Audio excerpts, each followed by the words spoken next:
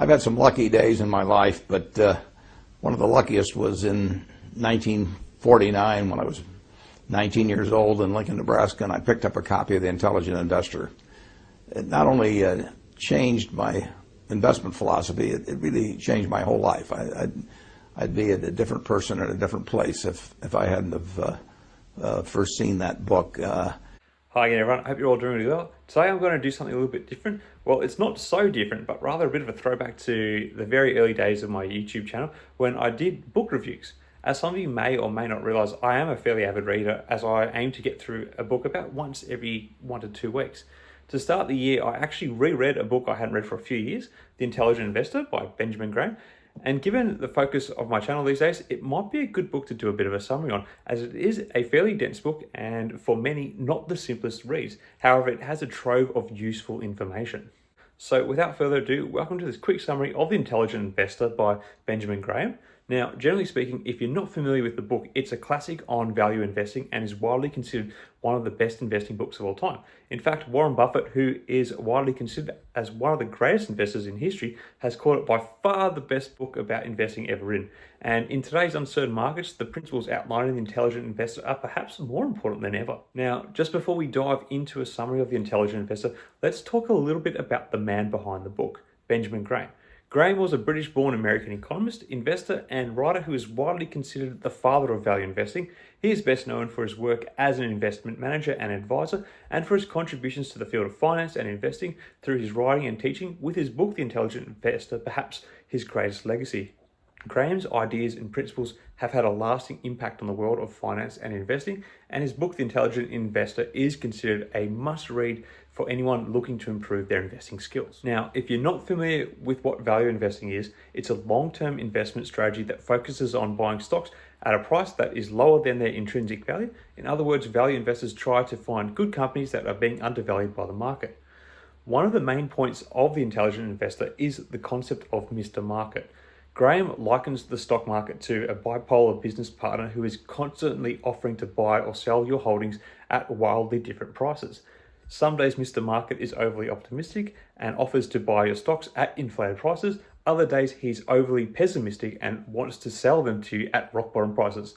The key to successful investing, according to Graham, is to not get swayed by Mr. Market's mood swings. Instead, you should focus on the long-term value of the company and only make investment decisions based on that. This leads me to another important concept in the book, margin of safety. Essentially, this means that you should always try to buy stocks at a price that is significantly lower than their intrinsic value, so that you have a cushion in case the market doesn't pan out as you expected. This helps to mitigate risk and increase the chances of successful investment. Now, one of the ways to find undervalued stocks is to use financial ratios such as the price to earnings ratio, also known as the PE ratio, and the price to book ratio, the PB ratio. These ratios allow you to compare the price of a stock to various metrics such as the company's earnings or the value of its assets to see if it's undervalued or overvalued. Another important point in the book is the concept of diversification. Essentially, this means not putting all your eggs in the one basket. Graham advises investors to spread their money across a wide variety of stocks and asset classes so that they're not overly reliant on any one particular investment. This helps them to mitigate risk and increase the chances of successful investment. So to try and summarize the 5 key messages from the book, the first being value investing is buying stocks at a price that is lower than their intrinsic value. So you need to understand that. The second key point is to beware of Mr. Market. The stock market is like a bipolar business partner who offers to buy or sell your holdings at different prices. The third takeaway is margin of safety. Always try to buy stocks at a price that is significantly lower than their intrinsic value. The fourth is financial ratios. You've got to know your financial ratios, and the book particularly likes the use of ratios like the PE and PB to compare the price of stocks to various metrics and see if it's overvalued or undervalued. And finally, another key takeaway is that you should aim for diversification. Spread your money across a wide variety of assets and stocks to help mitigate the risk. Now, in going through this breakdown of the book, this is not to say that the book is not without its criticisms. Some criticisms of Benjamin Graham's The Intelligent Investor include that the book is outdated and no longer relevant in today's fast-paced and constantly changing market.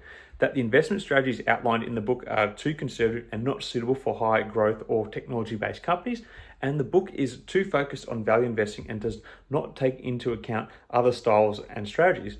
Additionally, some critics argue that the book is too dense and difficult to understand for the average investor.